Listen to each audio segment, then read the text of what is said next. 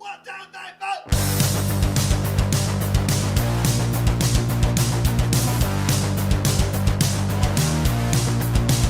And we're back, mixtapers, hanging out as always with me, my lovable, somewhat dependable co-host, Dylan Willoughby. How we doing tonight, Dylan?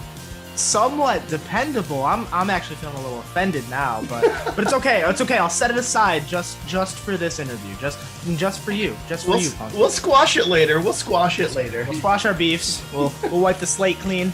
Oh man, mixtapers, we're absolutely honored tonight to have an amazing guest, and I'm not talking about Dylan. We're going to talk about this in therapy later, but no, we have an amazing guest joining us all the way from Chicago, Illinois. I'd like everybody to make some noise for Megan Hozick. How we doing tonight? What's up? Oh, me. Yeah, there it is. There it is. Gotta love this episode brought to you by technical difficulties. Oh yeah. I think that's the basis of the whole show. Every Punky's Mixtape show brought to you by technical difficulties. Always. It's true. And we just try to circumvent around them the best that we can and hope that we just make it to the end. So I think that's how most people are handling everyday life right now anyway. So it's just kind of the way it goes. But Megan, how we doing tonight? Doing good. Doing great. Yeah, pumped. Here in Chicago. In the Windy City, is it living up to its name today? Yeah, it's cold. It's gotten cold. I mean, it's terrible. I hate it. So, Megan, you are a singer-songwriter and also comedian. Very, very excited about that part because, as you can tell, we try to have a sense of humor around here. I can't speak for Dylan, but I think I'm okay. But for my mixtapers that aren't familiar with you, tell us a little bit about yourself and what you do. Yeah, so like you said, I do comedy and also music and also comedy music, which is a separate thing from the other two. And it's not, I'm trying to break the stigma. It's not lame anymore. It's cool. It's cool. It absolutely is.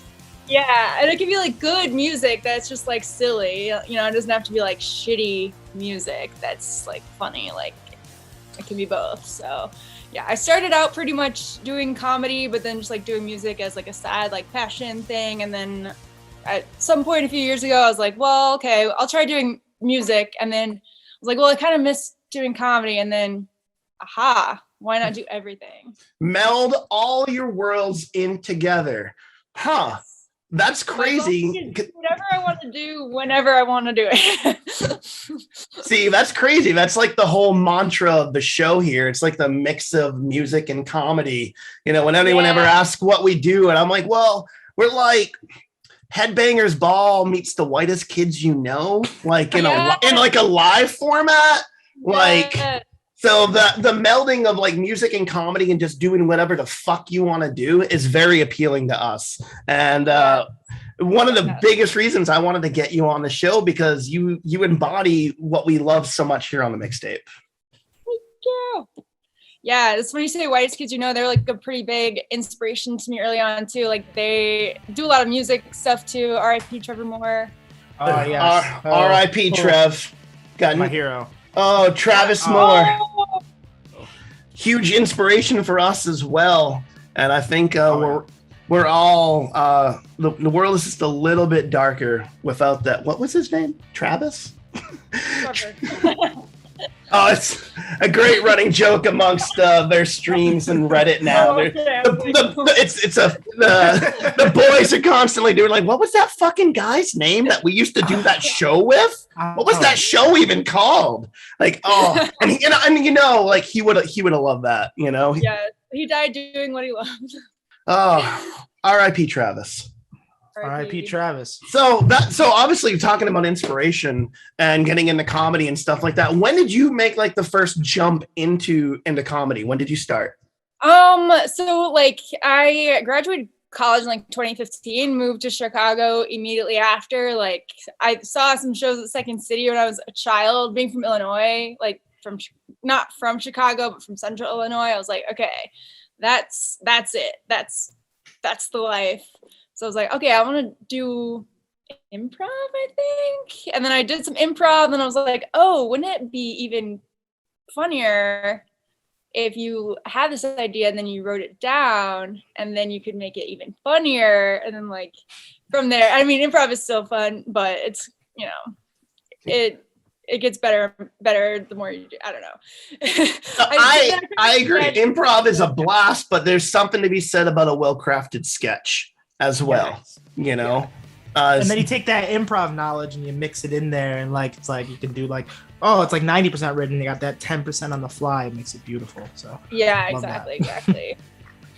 I feel like that's helped me a lot with music too. Just like being able to like, all right, well, this is live and we're going, so it is what's gonna happen is what is happening. So which got you on the stage first? Was it comedy or music?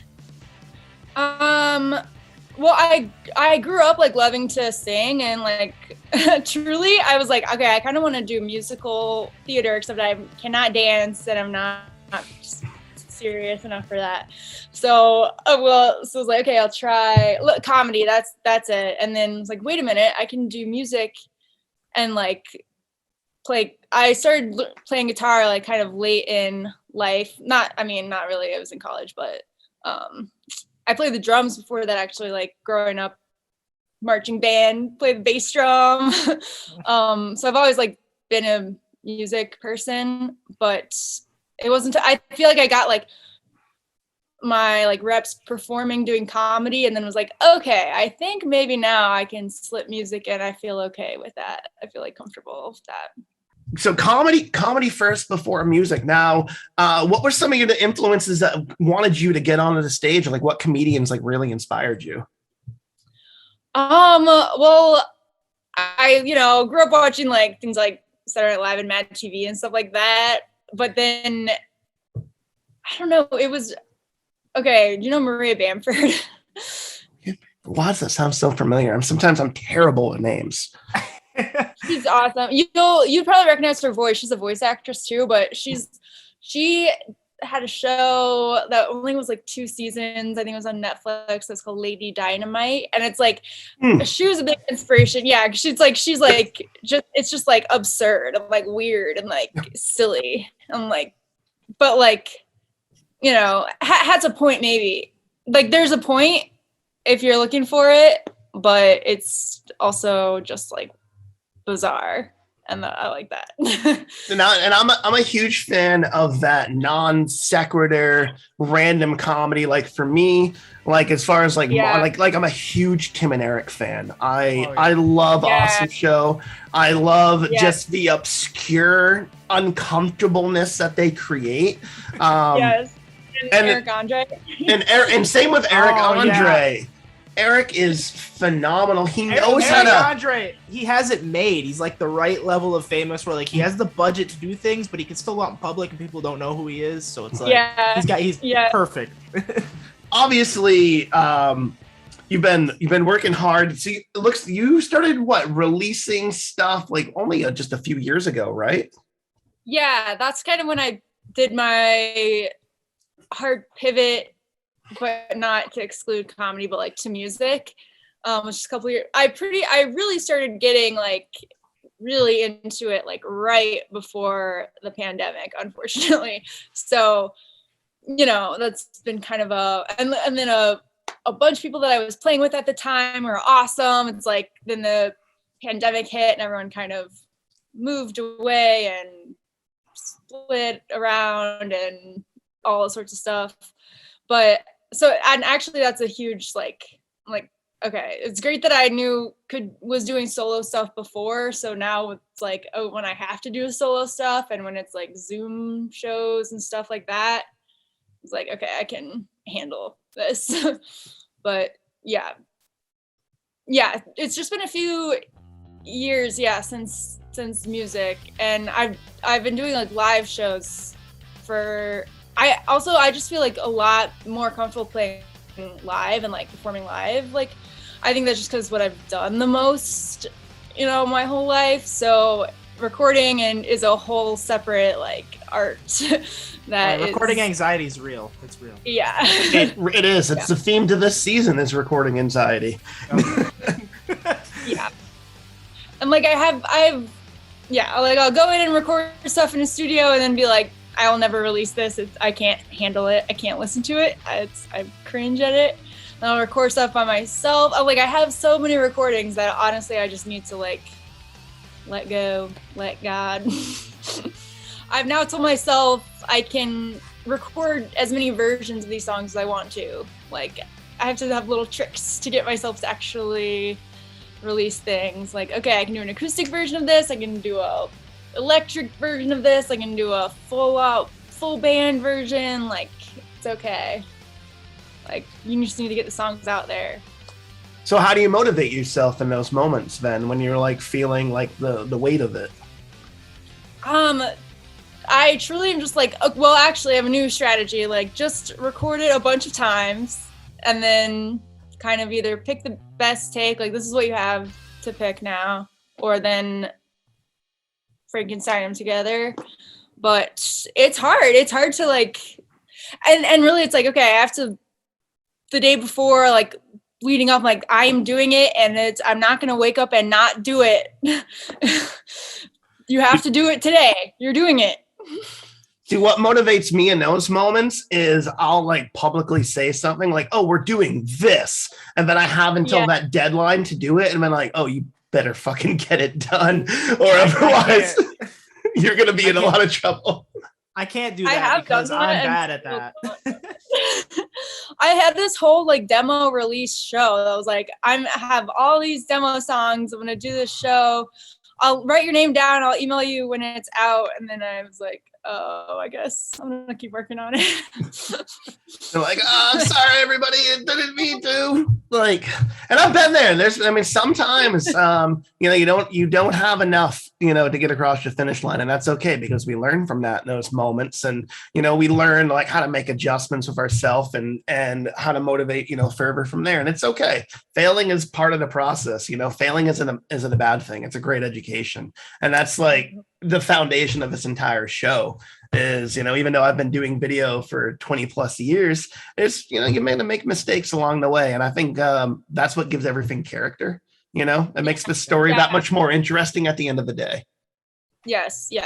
And that's why also I try to just channel like the live show energy when you're in the recording or whatever, like when you have to keep going, like, okay. So obviously you've been doing a lot of this by yourself, being, your own solo artist here. Now with your videos, it's what I'm curious about because you've got like a handful of releases. You released a bunch of singles over the last couple of years. And your videos, obviously a very kick-ass DIY element to them, which is fantastic. Specifically because it's so just appealing. Speaking of peeling off, I'm just gonna peel my face off real quick. Don't mind me. But that video with the stop action and stuff, which we're definitely gonna check out tonight here on the episode. Did you do that yourself? Is that all you? Yeah. I did that completely myself. Yeah. You're fucking awesome. Love it.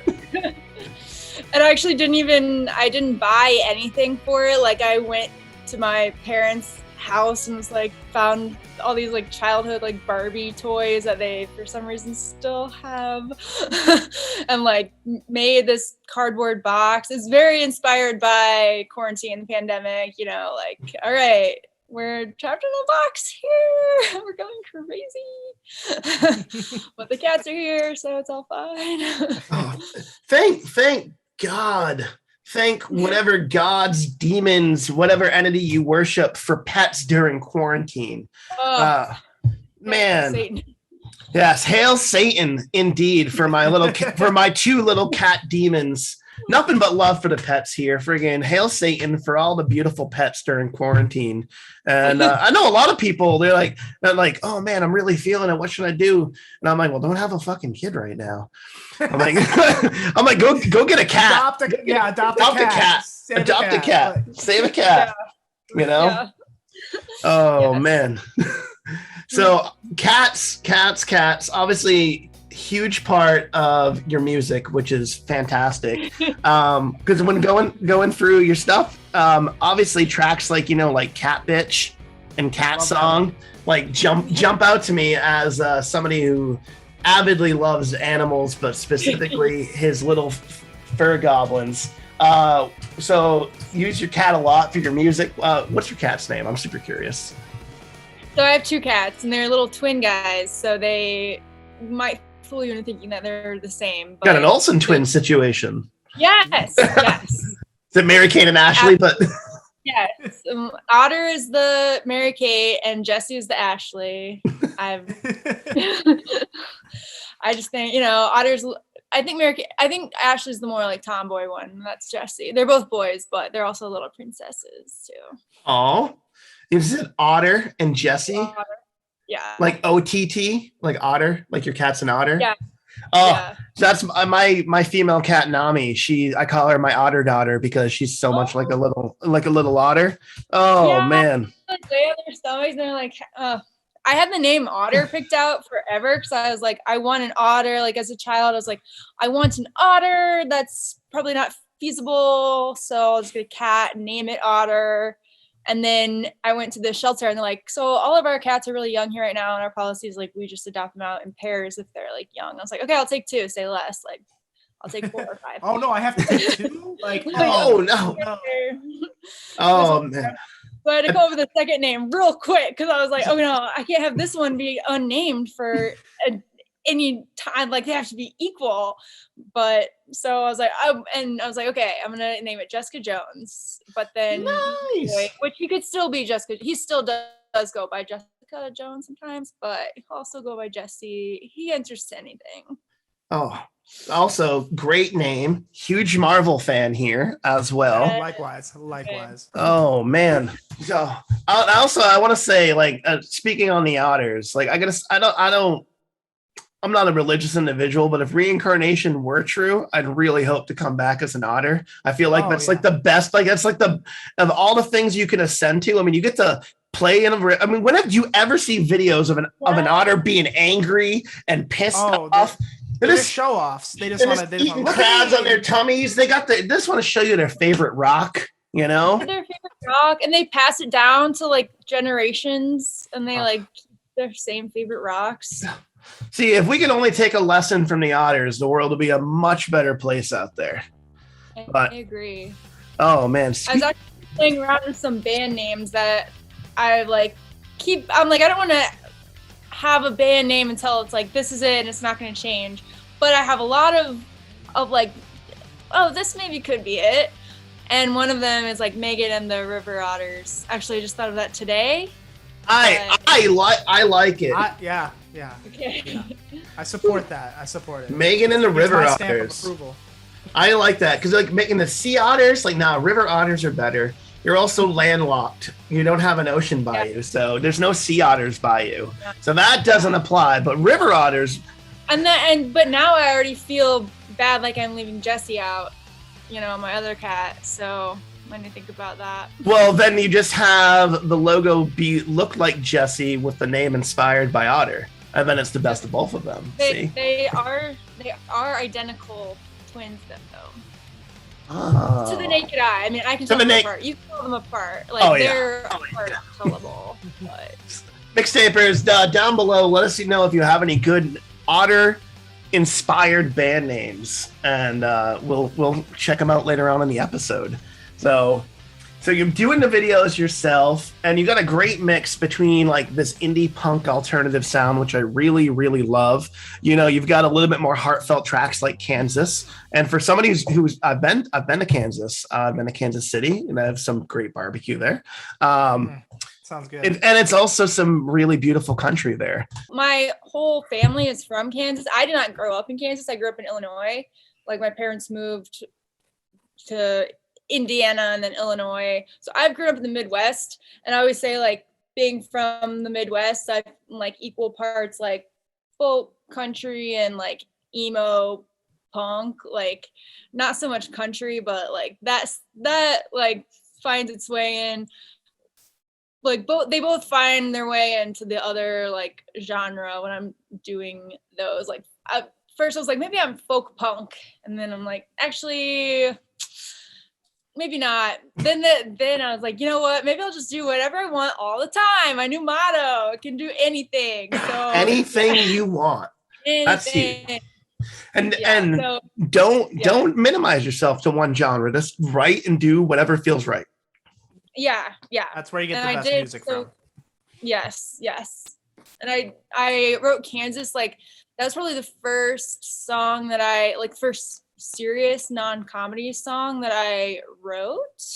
And it's like very easy, like you can tell it's like very easy chords and just like very simple. But yeah, it's about my every twice a year, sometimes 3 times a year, like my family would drive out to visit my relatives in Kansas, and it was 9-hour drive it was a lot. Brutal ride. Yeah. But you get out there and you're like, oh, it's like you can actually see stars in the sky. Like, okay. See, you got the great mix of like, you know, like heartfelt, like more, like you said, like a little bit more earnest, like it was first time, like a song. Then you got over, you know, stuff like Cat Bitch and stuff like that, which is great. And it makes me wonder with this great diversity. You said you have all these great tracks. Like what's next? What can we expect this year from Megan and the River Otters? Okay. So I'll do that thing where I tell you, so then I have to do it. You know? Oh, that's right. See, now you're making it real. That. This is your vision board right here coming to life. What's fucking my vision board? Yes. So first of all, I have like 3 kind of albums that I'm working on. One is like the like punk, you know, indie punk album, and then like kind of more acoustic, folky, just get those songs recorded, and then a comedy album as well. And then this, what I'm saying too, to really make myself do this, I'm working on writing a musical, kind of like a punk rock musical. Okay, it's called The Roswell Incident, and it's just the facts. Are you familiar with the Roswell Incident at all? with like, as in like the UFO Roswell incident, like Area 51. Yeah. Correct. I've got a family connection. I have a great uncle that was an engineer for the US government. He was given what he said as, quote, a pile of spaghetti, which would later turn out to be fiber. And Are you supposed to be talking about this? I've heard it. I can corroborate that with my research. as someone who grew up in that type of environment, I am all in on this UFO musical. I am all in. Yeah. Man, I think we might need to sponsor this and make or if you need any auditions for any parts or anything too, you know, you need any. Absolutely. And Jack Black this lookalikes. year is the 75th anniversary of the Roswell crash, so it's more timely than ever. Oh my! All right, I think the mixtape needs to get in on this. I can play a really good tree. I know how to be still. Oh yeah. I've never seen you sit still. I don't believe you. I can be a rock. Okay. You know, in case you need any scenery. No, but I cannot sing. I can play guitar, bass, drums, and piano. I cannot sing. I'm a great lyricist. The content is great, but the way that I sing is atrocious. So mixtape. Pretend to sing. All right. So the Roswell musical. This is really exciting. This is groundbreaking right here. So I'm excited for it. we're gonna talk behind the scenes on it because I wanna really get this off the ground. There needs to be a punk rock Roswell musical in my life. Yeah. Yep. That's that thing that, like, when you hear about it, like, you'd never know you needed it so badly until you just heard about it. Like, that's it right there. That's it right there. Yes. So we got 1977. Man. So we've got a punk indie album coming out. We've got a comedy album coming out. We have an acoustic album coming out, and in the process of writing a musical. A musical comedy at that, which is incredibly exciting. Damn, you are. See, now that you said it, it's all out in the universe now. So now we're gonna help it come to fruition. So you let us know what we can do to, so that Roswell makes sure that it ends well. Oh, see what I did there? We want to make sure that. Unfortunately, I'm sad that you just did that. I'm embarrassed. There's like 30 dads out in the world right there who like sat up a little bit more after that joke. Like, whoa, yeah, that was a good pun. I heard something. So did you feel that? Did you feel that in the wind, son? I'm not even a dad, but I got the dad bod, so it just makes the jokes come out that way. So, but apparently that's not a thing anymore. Dad bods are out. Swamp rats are in. Everybody wants Bruno and Pattinson now. Swamp rats. And honestly, I'm in it because, first of all, John Leguizamo as Bruno, holy shit, get out of here. You're a mess. I think I could fix you. I'm going to try my best. And same with Pattinson. Pattinson, I'll hold your hand. It's going to be all right. We can talk about botany. All right. We're going to get through it together. We can listen to Nirvana and we can watch it rain. Oh, Jesus. Yeah, I read that this morning. Yeah, dad bod's out, swamp rats are in, and I could not agree more. You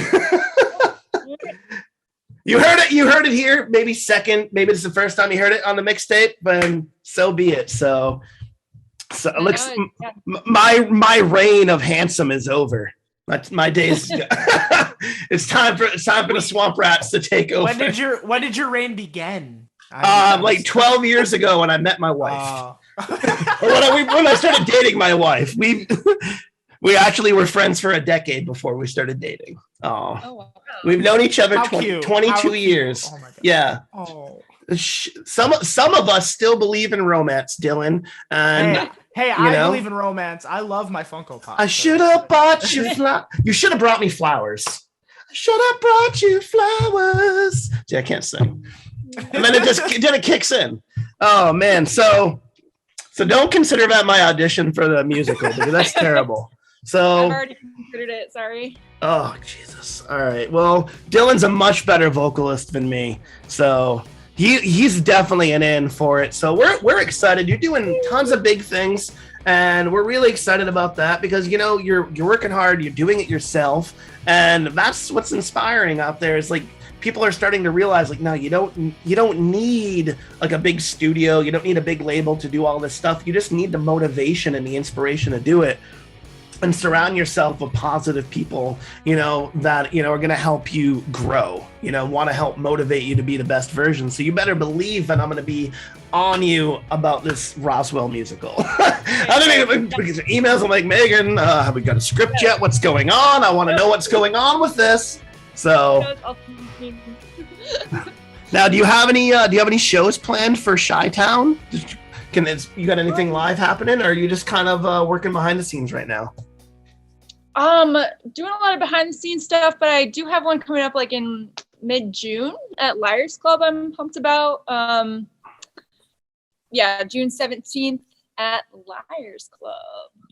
In Chicago, Illinois, and this will be out before it. So we actually have quite a viewership in Chicago. We've promoted tons of bands from Chicago, specifically my boys of the Dead Living. Shout out to them. Yeah. Love them boys. About Chicago, I was hoping to go to Riot Fest last year but still with COVID and everything, I was like, nah, I'm gonna wait. But I'm excited that Is this your first show out since COVID playing out? Or have you done show? So you have done some shows already. Nothing like insane, but just. But you've knocked off the pre-show COVID jitters of having to play live again. Good. That's what I was concerned about because that's definitely, and the first show back is usually, it can be rough. It can be a little nerve wracking, but that's why whiskey exists. So yeah. Recently, a couple weeks ago, I had a show. I was having like a full band play with me, and like the drummer took a rapid test, COVID test, like right beforehand, and it was positive, like literally 10 minutes before we went on. So we're like, started up, no drums. And then he was like, he took it the next day and the next day again, and it was negative. It was like probably a false positive, but we're like, nope, bye. Nope, still not taking the risk right now. No. Yeah. So that was like, all right, well, we're just gonna do it. And we can do that. We can do a lot. Hell yeah, absolutely. That's part of us reacclimating to life how it used to be, and I'm sure it's just one of many obstacles that are ahead that everyone out there is going to have to learn to circumvent as this stuff happens. But but you're keeping a positive attitude about it. That's the big thing. Is it's like, okay, it sucks, but let's just keep moving forward. But we're getting there day by day. But I'm excited. You got shows coming up. You got things that you're about to be putting out here soon. Man, so June 17th, Liars Club, Chicago, Illinois. Look at that. Definitely want to check that out. I just noticed you're saying Illinois and Illinois. See, I just have to say something because of all the Chicago people you say, no one's called me out on my bullshit yet. I've been wanting to call you out on it the whole interview. Am I? It's the illest noise, Bo, from Chicago. See what I did? I saved. Little did you know, I was actually introducing some new street slang. Chicago illest noise. Oh yeah, I've heard that for sure. Yeah, just try to save my ass on that one. So Illinois, so that you don't pronounce the S. I'm gonna no S. Got it. It's I hate Illinois Nazis, not Illinois Nazis. Blues Brothers quote. Yeah. Come on. Yeah, come on. I hate Illinois Nazis. Yeah. Oh man. Well, you know what? I learned something today, and that's the most important part of what we try to do here. The more you know. Informative as it is funny, and that's important. Man, I'm gonna do some self-evaluation here. Mixtapers, as I slowly get my life back together, we're gonna take a chance here to listen to some of Megan's tunes, watch some of her awesome videos. I imagine that one of the best places to check out your music is Spotify and Bandcamp, correct? And your website, is it just meganhozick.com? That's correct. Yeah. Now, what's the best place for people to be listening to you? Like, what's the most beneficial for you, Bandcamp or Spotify? I'd say Spotify, but I have more music on Bandcamp. So, you can listen to the ones on Spotify. They're on Spotify, and then go to Bandcamp if you want more. Perfect. So then get a little introduction for Spotify, add it to your playlist, and then do your deep dive on Bandcamp. Fantastic. Megan, this has been a ton of fun tonight. Oh, Mixtapers, our guest this evening has been Megan Hozick out of Chicago, Illinois. Singer, songwriter, comedian, also laying down the law, being a teacher right there, giving some good lessons. Man, I feel like a jackass here tonight on Punky's Mixtape. No, I'm just kidding. I have. If that embarrassed me, you haven't seen the rest of my life. I wish they were Illinois. Like, that'd be cooler, Illinois, Chicago, Illinois. Yeah, that would be better. Objectively, that's better. So. It is. Megan, thanks so much for hanging out with me and Dylan tonight. It's been so much fun. Yeah, thank you guys for having me. It's awesome. Thank you very much. Well, obviously, we're going to have to plan on this musical, but maybe we can get you in on some of our sketches down the road. Yeah, I would love to. Absolutely. Hell yeah. Mixtapers, hang out a little bit longer. We got some great music coming up. We'll see you soon.